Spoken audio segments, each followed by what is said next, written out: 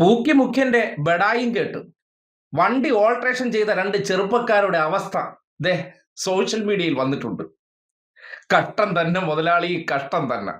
ഈ കാണുന്ന number plate അപകടകരമായ നമ്പർ പ്ലേറ്റ് ആണ് ഇതിട്ടോ. പോലീസുകാരത് പറഞ്ഞതാണ്. അതിന്റെ പേരിൽ ഇങ്ങനെ ഫൈൻ അടിച്ചു കൊടുത്തത് 10,500 ടോട്ടല്.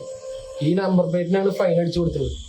ഇതുകൊണ്ട് ഒരാൾക്കും ഉപദ്രവമൊന്നും ഉണ്ടായിട്ടില്ല. വണ്ടി വാങ്ങിയിട്ട് കുറച്ച് നാളുകളായിട്ടുള്ളൂ. അപ്പോ ഇവന്റെ ഒരു ആഗ്രഹമായിരുന്നു ഇത്. ഇതുപോലത്തെ ചെറുപ്പക്കാരുടെ ആഗ്രഹങ്ങൾ സാധിക്കാനാണ് മുഖ്യമന്ത്രി പറഞ്ഞിട്ടുള്ളത്. അപകടകരത്തെ മോഡിഫിക്കേഷൻ അനുവദിക്കാം. പണ്ട് ചുണ്ട് കടിച്ചിട്ടും ചിരിച്ചിട്ടും ഒക്കെ പ്രസ് മീറ്റിങ്ങിലൊക്കെ ഇങ്ങനെ വീഡിയോ ഒക്കെ വൈറലായുള്ളതാണ്. അപ്പൊ ഇങ്ങനത്തെ കാര്യങ്ങൾ ഇങ്ങനെ സംഭവങ്ങൾ നടക്കുമ്പോഴാണ് നമുക്ക് ഇതിന് പ്രതികരിക്കാൻ തോന്നുന്നത്. ഇത് ന്യായമായിട്ടുള്ള കാര്യമില്ലല്ലോ. ആള് പദവിയിൽ കയറിയിട്ട് 4-5 ദിവസം കഴിഞ്ഞിട്ടാണ് ഇവന് ഈ ഫൈൻ കിട്ടിയുള്ളത്. അപ്പൊ ഈ 4-5 ദിവസം കൊണ്ട് എന്ത് വാഗ്ദാനമാണ് നൽകിയത്? ആ വാഗ്ദാനം നിറവേറ്റാൻ പറ്റാത്ത ആൾക്കാർക്ക് എങ്ങനെയാണ് ഈ കേരളം ഇനി നല്ല പോലെ കൊണ്ടുനടക്കാൻ പറ്റുക? യുവജനങ്ങൾക്ക്, അതായത് നമ്മളെ പോലെ ചെറുപ്പക്കാർ. അയ്യോ പാവം തന്നെ. നിങ്ങളല്ലാതെ ലോകത്താരെങ്കിലും പൂക്കിയുടെ വാക്ക് വിശ്വസിക്കുമോ? ചെറുപ്പക്കാർക്ക് വലിയ രാഷ്ട്രീയ ബോധമില്ല. അപ്പോൾ അവരിലേക്ക് എത്താൻ വേണ്ടി പല ഓൺലൈൻ മഞ്ഞകളിലൂടെയൊക്കെ ഓൾട്രേഷനൊക്കെ ഞാൻ പിള്ളേർക്ക് അനുവദിച്ചു കൊടുക്കും എന്ന് അങ്ങ് തള്ളി വിട്ടുകൊടുത്തു. പോരാത്തതിന് ക്യാമറകൾക്ക് മുന്നിലിരുന്ന് കണ്ണിറുക്കി ചുണ്ട് കടിച്ച് കാണിച്ചു കൊടുത്തു. ഓൾട്രേഷനൊക്കെ ചെയ്തു വന്നു. ആ വാക്കും കേട്ട് ചെന്ന് ചെയ്തു കൊടുത്തതാണ്. നമ്പർ പ്ലേറ്റിൽ അടിച്ചു കൊടുത്തു MVD, നല്ല കനത്തിലുള്ള പെറ്റി.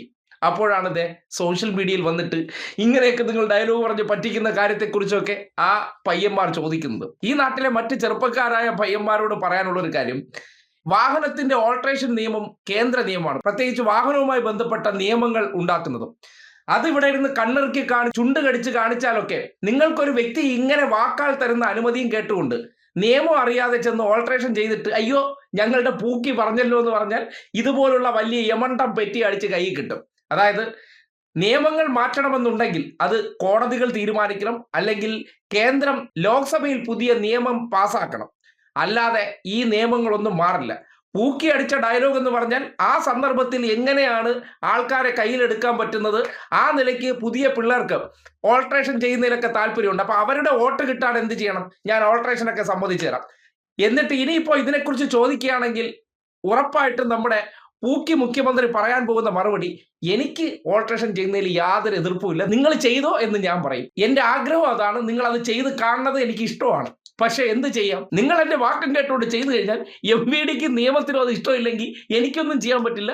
നിങ്ങൾ കോടതിയോട് ചോദിക്കൂ, അല്ലെങ്കിൽ MVDയോട് ചോദിക്കൂ. ഞാൻ എൻ്റെ ഒരു ആഗ്രഹം പറഞ്ഞതേ ഉള്ളൂ എന്ന രീതിയിൽ കൈമലർത്താൻ വിദഗ്ധനാണ്. അതുകൊണ്ട് ഈ നാട്ടിലെ ചെറുപ്പക്കാരോട് പറയാനുള്ള കാര്യം, അനാവശ്യമായിട്ടുള്ള ഓൾട്രേഷൻ, അത് ജനങ്ങൾക്ക് ബുദ്ധിമുട്ടുണ്ടാക്കുന്നതോ അല്ലെങ്കിൽ വാഹനങ്ങളിൽ അനാവശ്യമായിട്ടുണ്ടാക്കുന്ന ഓൾട്രേഷനുകൾ നിയമവിരുദ്ധമാണ്. അത് ഏത് പൂക്കി നിങ്ങൾക്ക് ഉറപ്പ് തന്നാലും മാറ്റാൻ പറ്റുന്നതല്ല, കേന്ദ്ര നിയമമാണ്. ആ നിയമം ഇന്നലകളിൽ പിണറായിയുടെ തലയിൽ വെച്ച് ആക്ഷേപങ്ങൾ ഉന്നയിച്ചെങ്കിലും റിയാലിറ്റി എന്ന് പറഞ്ഞാൽ അത് മാറ്റണമെന്നുണ്ടെങ്കിൽ കേന്ദ്ര സർക്കാർ തീരുമാനിക്കേണ്ടതുണ്ട്. അത് ലോക്സഭയിൽ പുതിയ നിയമം പാസാക്കിയാൽ മാത്രമേ നിലനിൽക്കുന്ന നിയമത്തിൽ എന്തെങ്കിലും മാറ്റം വരുള്ളൂ.